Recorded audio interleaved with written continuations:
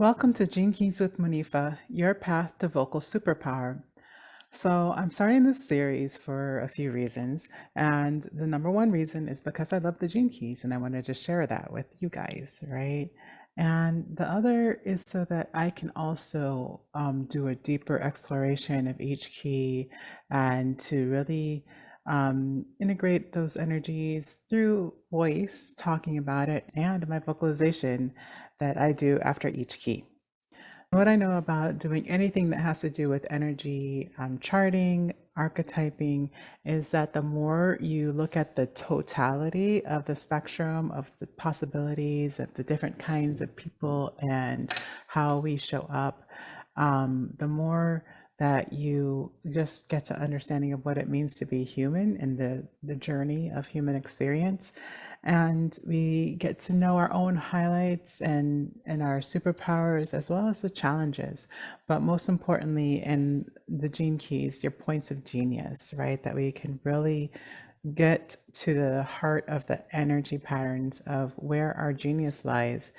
And ultimately, that allows us to be more forgiving of ourselves and in our lower vibrational energy and others. And so we embrace humanity more, and it makes you want to be more of a part of the world in total.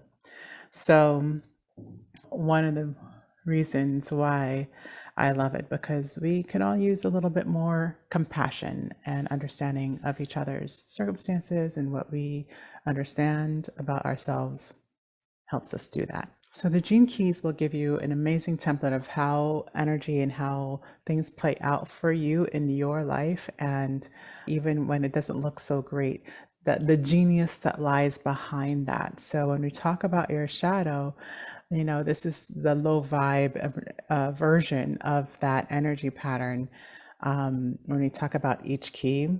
So what we know about that is that if that pattern is showing up, that there's a potential for your genius to show up just as clearly, right?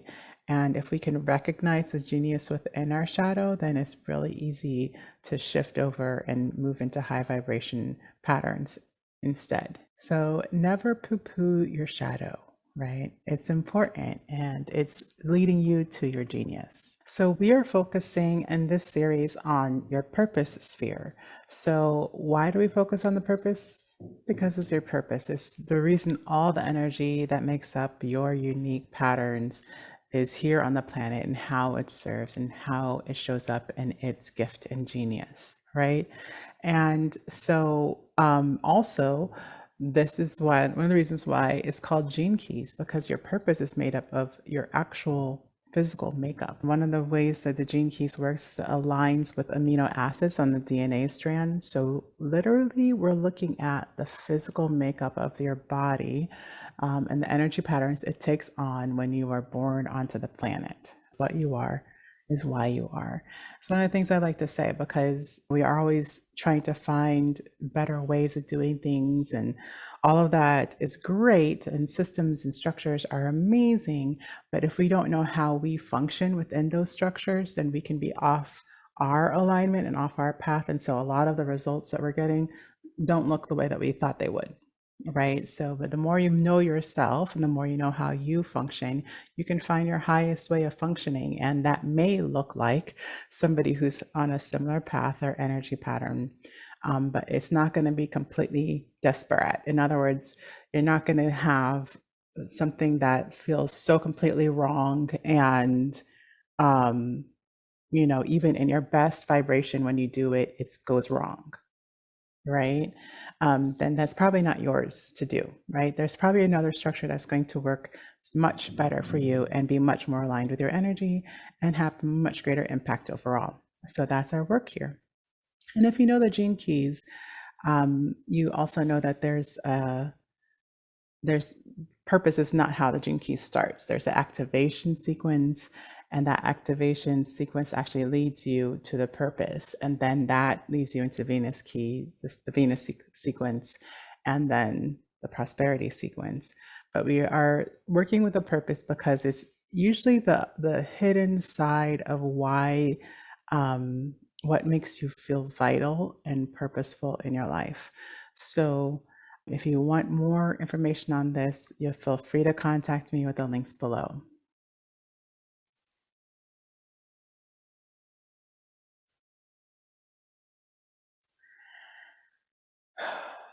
I like to get people started with the Vocal Superpower chart. So that's actually something of my creation, but I've taken 3 of the keys that are in the Gene Key profile, and I've taken human design and I've taken Western astrology, and I look at how our communication, how our emanation and energy of who we are wants to show up on the planet. So I call it the Vocal Superpower chart. If you want to know more about that, please click the link in the description box.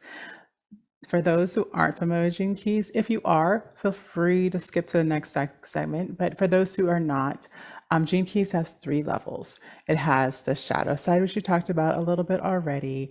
It's where the low vibrational side.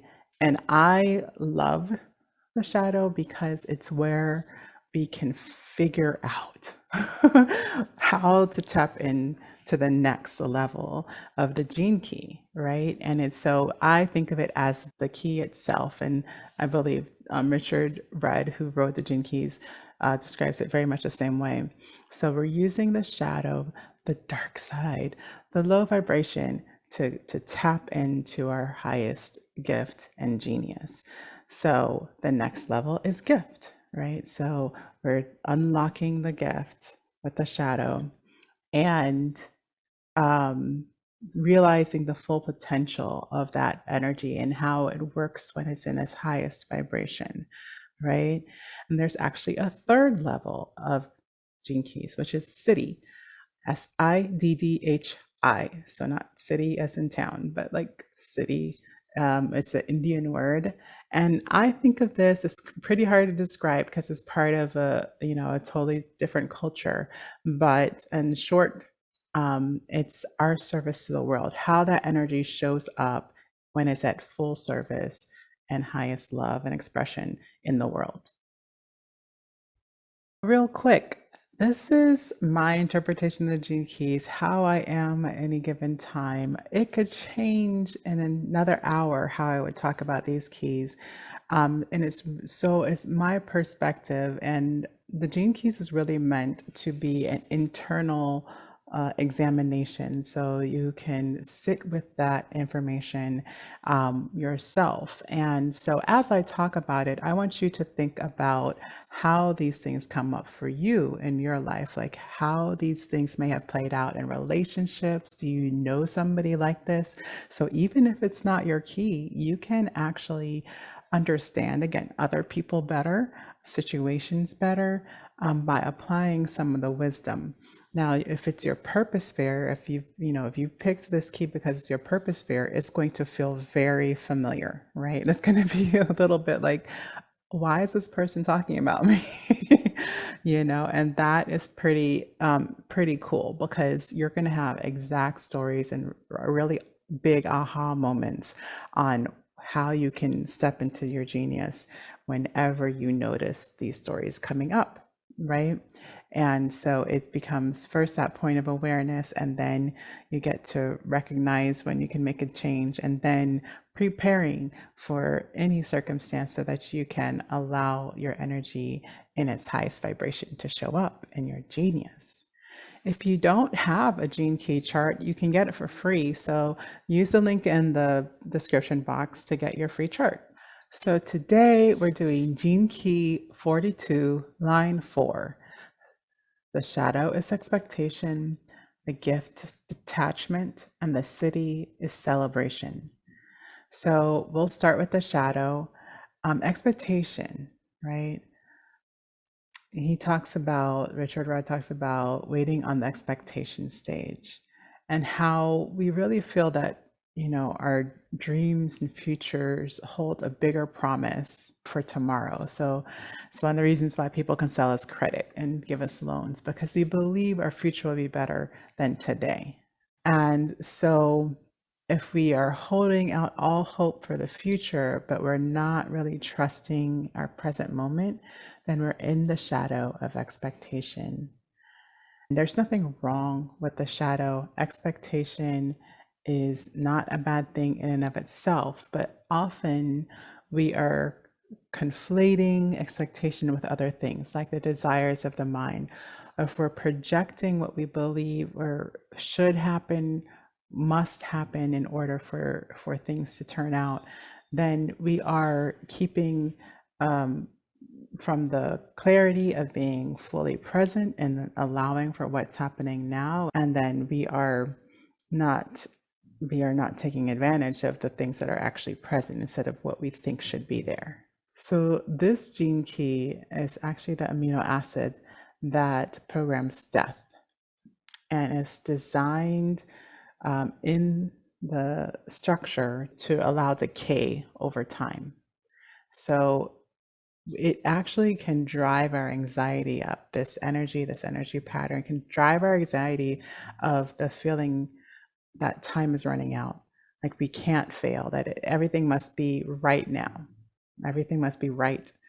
And so when we're dealing with expectations, we have to remember again, it's not bad in and of itself. And we really have to just see how are we responding to our expectations. Are we in a level of trust? Because trust is what we need in order for us not to be attached at a low vibration. And that's the crux of this attachment. And how much do we trust things when they've gone beyond our personal plan and our sense of control? That's what we're trying to figure out. If you are like holding or wanting things to be different, once they've moved past our ability to do something about them, then we're overly attached. The understanding is, how do you attach or detach when it comes to expectation? Are you trusting the greater natural cycle? Because that's how you break out of the shadow. It's by remembering that you can trust the greater natural cycle. So the programming partner for 42 is 32, and that shadow is failure. So they are playing a vicious game of entanglement by playing off of each other.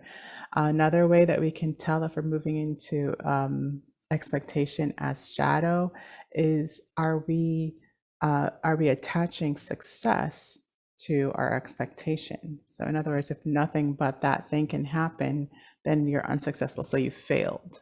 So failure is the shadow of 32, and it comes up.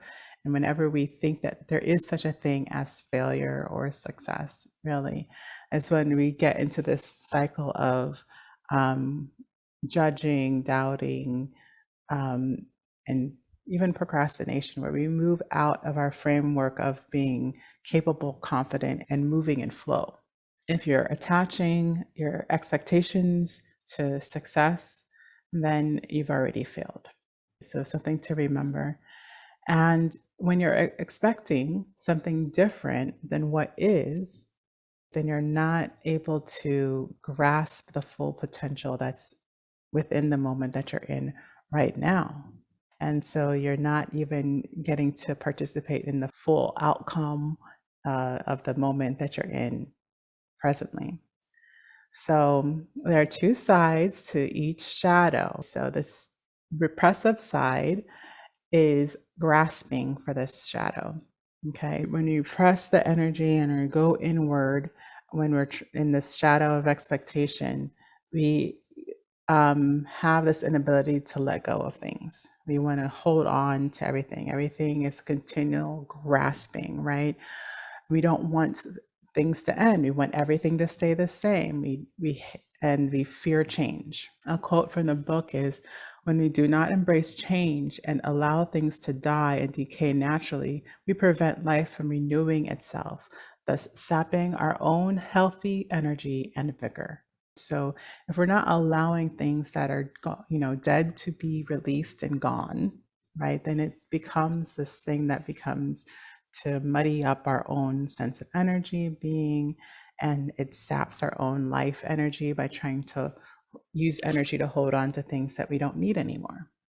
This is something that we work on so much in voice. And when you're doing voice work, we're constantly working on release, that we learn with my system and the gut vocal system that we learn that initiation is released, each moment is released, and of course the ending. It's only can be um, free, exciting, expansive when there's a release, right? The release of breath is what allows for that. And we move from one stage to the other without trying to hold on, control, or make perfect.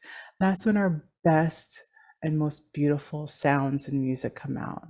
So on the reactive side, there's flaky, right? So we have the repressive, where the energy goes inward, and the shadow energy of expectation, of grasping, and then we're going the reactive side when we're reacting to this feeling of expectation in the shadow energy is flaky. So flaky is the reactive side. It's when we're unable to complete something. So we keep moving on from one thing to the next and not ever completing it. And we avoid disappointment by never really committing. So we can't really succeed or fail if we never actually said we're going to do it. Right. It's one of the reasons why this is actually my radiance key. So this is one of the reasons why I will sometimes be like, oh yeah, I'm thinking about it, but I'm actually working on it. I can be halfway through a project and never actually tell anybody that I'm doing it. It allows me to stay in an exploration as opposed to expectation, and it keeps me from being flaky if I decide to prioritize something else instead or first. So you can actually, again, they're not bad in and of themselves, but once you know a tendency of yours, then you can work in and with it in that flow, right? So yeah, so just so these are ways of like creating your own structures or finding structures that work for you as well. So you don't need structure that's going to keep you locked down if you're somebody who likes to work with different ideas. You want a structure that will allow you to keep working on all the ideas and then complete one by focusing on it at some point. So don't let the flaky reactive vibe cause you to get stuck in the same old patterns. One of the patterns, or one of the most obvious ways this shows up, is in your relationships or your finances. Because if you are in a relationship, we often, even unspokenly, commit to showing up, doing something, getting something done. And if you're not getting things done, especially if you're in a long-term relationship, then you kind of drop the ball on holding part of the weight of living, right? When you're in a long-term relationship. So finances is the same thing, because finances are actually very prone to getting stagnant, and it's really hard to receive if we haven't yet fully let go of something or fully completed something. And you get backed up. Things get backed up if you're not completing them. So a lot of times we think that these things are being triggered by, there's a lot of reasons why we procrastinate. But for people with this energy pattern, this is a major reason, right? This is a major reason why that procrastination is showing up. And so we can be unconscious victims of expectation if we aren't aware of this pattern. So, how do we break out of it? What's the gift? The gift is detachment. This idea is prevalent in the thousands of years old wisdom of Buddhism, which can be hard to understand in the Western world because we think that detachment means that we don't get to enjoy or to feel. And actually, despite how it sounds, Richard Rudd talks about how detachment is actually going to allow you to feel more. It's not meant for you not to feel. It can actually help you feel more intensely because you're not letting your expectation of what is supposed to be happening restrict your current experience of what is and what is happening. We get to delve in completely. A quote from the book is, with detachment, you can even enjoy the experience of being disappointed. When I read this again, because I've read it several times, but I read it again, I was like, wow, That would be fabulous. Because one of the reasons why I have had given up and I was in a repressive state for a long time of that grasping, right, was because I was so heartily disappointed with everything and humanity and everything, and it was so painful. That disappointment was so painful because I wasn't willing to let go of what should have been. And so I feel this potently when I think of having joy even in disappointment. It's highly meaningful to me. Definitely something I'm aspiring to. Monks have a way that they can either embrace their life or they cannot. So this is an example used in the book, right? So monks that have committed to celibacy, many fail because of a lack of detachment. Because truly, if you're truly embracing your feelings, then you're not denying that you have desire. You're recognizing it fully, and then you're choosing something different. So just because you're feeling a certain way doesn't mean you have to act a certain way either, right? So it's this complete embracing and complete release. So you don't have to hold on or to, nothing about that feeling means that you have to have some kind of outcome. So having the detachment from that is freeing. You don't have to deny your feelings. You just get to explore them fully and then decide whether it's most impactful for our lives or beneficial for our lives if we move forward in that feeling. Another quote is, with detached perspective, you may begin to feel rather like your life is a book. And although you are the hero or heroine writing the story as you go along, you are also the reader, fascinated, absorbed, but never lost in the words or details. Detachment is letting go of control of your life, physically, mentally, and emotionally. So the next part is the highest vibration, service to the world is how I think of it, because sometimes that energy is serving with or without our physical bodies, and that's how I think of it, that we don't have to, we're not limited to our physicality and the highest expression of the energy. So this is one of the reasons I think that we're already working in our purpose and function, even even if we're in the shadow energy. Because the shadow energy is still playing out, not in a way that you get to enjoy, right, as much, but it's still playing out in a way that serves the energetic pattern that's required, you know. And so, in the city, we're in celebration mode. So, how we're perceiving this is through the transcendence of death. You can think of sages that teach not from just knowledge and words and understanding and recitation and regurgitation, which is essentially what I'm doing now, but through their attitude, how they live, how they show up, how they interact. In the city of celebration, you are experiencing everything as dying.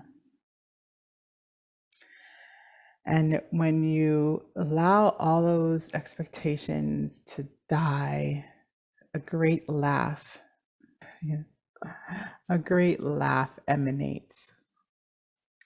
I think of the laugh emanating from this amazing release and a sense of freedom, which is one of my highest ideals. So just like being free of all the expectation and definitions and identity. So Richard Rudd even talks about it as a killing off of our identifications. If you could just like drop all of the extra nonsense. These cities can feel a little ethereal, although they're very real, again, in the energy pattern itself. And this is that you can equate it with the understanding and the evolutionary understanding of DNA, and that each cell dies. Each cell dies and is reborn. You can even think of the 7-year natural cycle where we get a new body because all the cells have died and been reborn. And so you can think of that as this continuation of not ever being attached to who we were, but what has happened to us in the past, but that those identities are constantly dying if we're willing to let them go. And that we, in and of ourselves, in our human bodies, are just the passage where matter converts endlessly. It's one of my favorite quotes from the book. So we get to move in celebration, and we can move from a celebration, detachment, expectation. All of them are just iterations of the same energy. Richard Rudd talks about it being awareness playing with itself, right? And awareness playing at being serious. And I think about this so much because I'm often overly serious. So when I'm really feeling vital and present and living and also, confident and impactful, all of those things, I feel a sense of play and I'm serious as heck, you know. But in that seriousness, there's a playfulness because I know nothing is permanent, right? We get to try again and we get another moment and another moment and another moment. And each one can be a celebration of what's present and what's possible for now. Another quote: celebration is the direct manifestation of true awakening, rooted as it is in the utter helplessness of what it means to be alive and dying inside a human body. So it's pretty powerful when we can just detach ourselves from all the meaning, all the identity, all the have tos of we've created in our societies, in our families, in our world. We get to detach from that. We get to be fully present and fully open in love and compassion and service. If you have a line 4, then this is how it wants to play through this energy. So line 4 in and of itself is about breath and rhythm. And it's coming from a place where we are moving, and like the line 3 is movement and blood. So the movement and just the aspect of movement, there's a sense of time, and in the awareness of time, there is rhythm, right? So it's this feeling of being able to be a part of the breath and the movement and the harmony and the rhythm of life through breath. Using breath to bring us into deeper rhythm. There's a natural breath rhythm, which is directly tied to our heart rhythm. And if we're fully breathing out and fully seated in the body, then we're also using the vagus nerve correlation to bring everything into sync. Our breath, our digestion, our heartbeat, our blood, you know? And so breath and breath work can be a very powerful thing. If you have the 4th line in your purpose sphere, then it can bring you into greater vitality and recognition of your life purpose and feeling connected to that. It can make you feel very stable if you have this breath work and you're thinking about your key, and this is your key. It could be any key, but if you're using your breath and using this key, then you can actually sync the energy of the understanding archetype of the key with breath and rhythm. And it's going to create a very real sensation of connectivity, of groundedness, of rootedness in your meaning and purpose for life. So a lot of people around you may do things a little differently. They might need a little less connection. They might need a little less communication. They might need a little less activity. And you may feel at times codependent because you're constantly looking for the friendship and service of breathing with another human. That interaction is what allows you to be connected to the world experience and is part of your human vitality. So never be ashamed of your desire for connection. Embrace it and let it teach you more about the rhythm and how that rhythm in the breath itself will make you more at home in your own body. Okay. And when we're there, we can realize our unity. And the potential of the line 4, there's the shadow side. So we'll talk a little bit about that. So when we're acting in relationship with others, can be the shadow of politician, line 4. A repressive is being numb, emotionally not feeling anybody, not wanting to feel anybody. On the reactive side, it's cutting people off.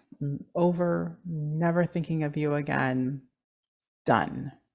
The main block is the desire to reject others before they reject you, right?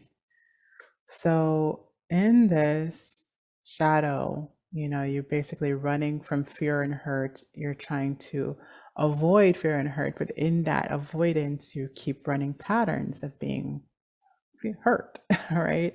And being detached and numb when all you want is to experience more love and more life with others, right?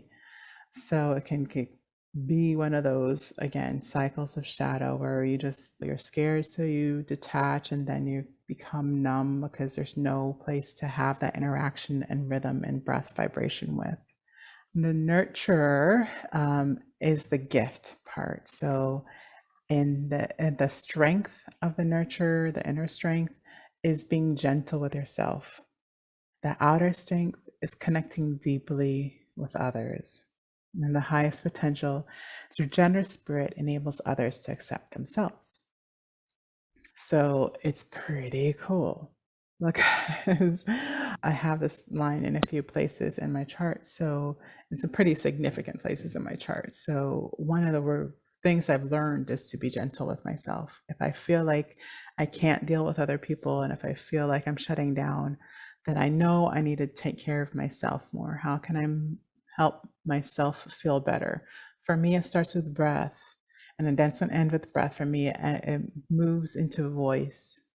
And then there's the physical movement. But to me, I can often not even get to the voice part if I haven't first just come to myself and start speaking a bit of affirmation to myself. You're okay. Earth's got you. You are loved. And sometimes affirmations, you don't always want to use other people's affirmations because they may not work for you. You may not believe them yet. And if you're speaking affirmations you don't believe, it can actually, in my opinion, muddy up the vibration. So it may not be helpful at all, may be actual harmful, in my opinion. So think about something that actually is true. Like to me, the ultimate truth is the earth's been holding me up my entire life. It's still holding me up. I'm supported. That's kind of how I get to that. And then I can, extrapolate from there love. And I can extrapolate from there connection. And the breath and the voice, I'm constantly allowing to help me come back to that understanding and that cycle. If you can be there, then you can deeply connect with others because now you're present instead of running or scared or protective around being with others. And the true generosity of your spirit gets to live. And that's where your vitality lies. That's where the highest potential of you and your gifts is lying. So with this key, it can look like an expectation. You're like hiding away in in a hole somewhere, hoping and praying and wishing that you would someday be noticed and loved and respected. And that expectation crushes you every time you try to move into a new project, or it makes you want to keep holding on to something that you created a long time ago that you're just waiting for the recognition for.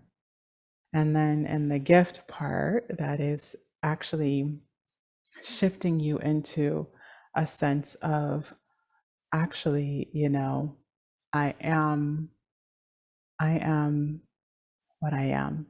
I am what I am, and it's already enough. I've been brought with enough. And then being gentle with yourself. How does that look when you're in detachment? How can you just start releasing these ideas of what other people think works better and what other people think would make you a better human being and all of that? How can you just release those ideas, identities? What do you, the identity of who you would have to be in order to be in your fullest service?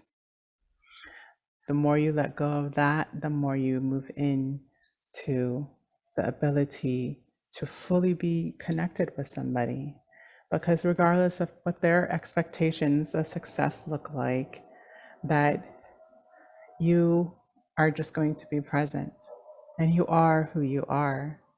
And you're okay if this becomes the best friendship in the entire world. And you're okay if it doesn't. You're just going to be present for now. And then you can deeply hear people, deeply be present to people, and it creates beautiful spaces, breath, exchanges, and relationships.